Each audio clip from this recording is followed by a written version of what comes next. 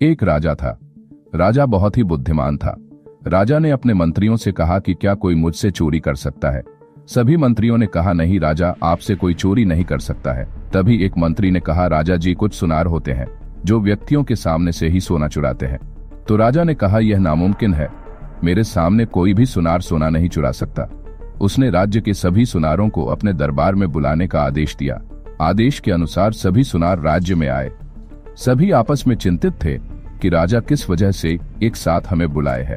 तभी राजा दरबार में आए और उन्होंने कहा कि क्या आप मेरी देखरेख में भी सोने की चोरी कर सकते हैं।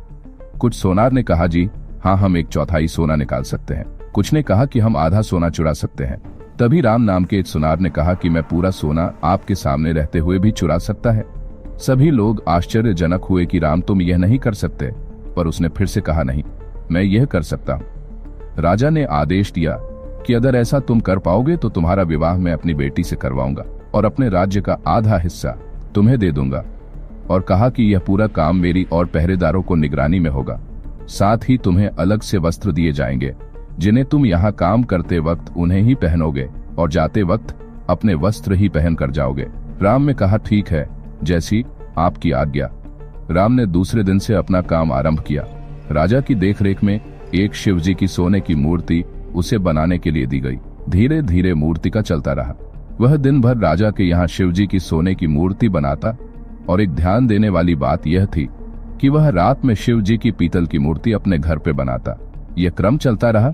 लगभग 1 हफ्ते बाद मूर्ति बनकर तैयार हुई और राम ने राजा से कहा अब मुझे ईद चमकाने के लिए ताजा दही चाहिए।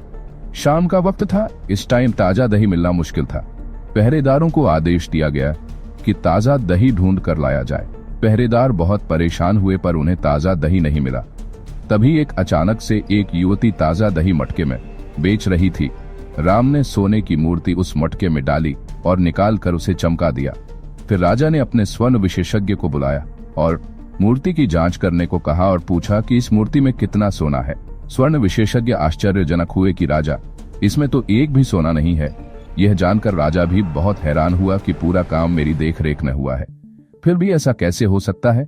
उसे पहरेदार दरबार लेकर आए और राजा ने उस पूरे मटके को खरीदकर राम को दे दिया और युवती को पैसे देकर जाने को कहा।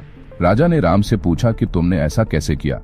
उसने राजा से कहा कि आप सच जानकर मुझे सजा तो नहीं देंगे। राजा ने वादा किया कि नहीं, ऐसा नहीं होगा। राम ने बताया कि दही बेचने वाली मेरी बहन थी, मैंने उससे पीतल की मूर्ति निकाली और सोने की मूर्ति डाल दी थी। राजा उसकी चतुराई से प्रसन्न हुए। उन्होंने वादा किए अनुसार अपनी बेटी का ब्याह उससे कर दिया और आधे राज्य को उसे सौंप दिया। शिक्षा। इस प्रसंग से हमें यह सीख मिलती है कि इंसान अपनी चालाकी से कोई भी कार्य कर सकता है।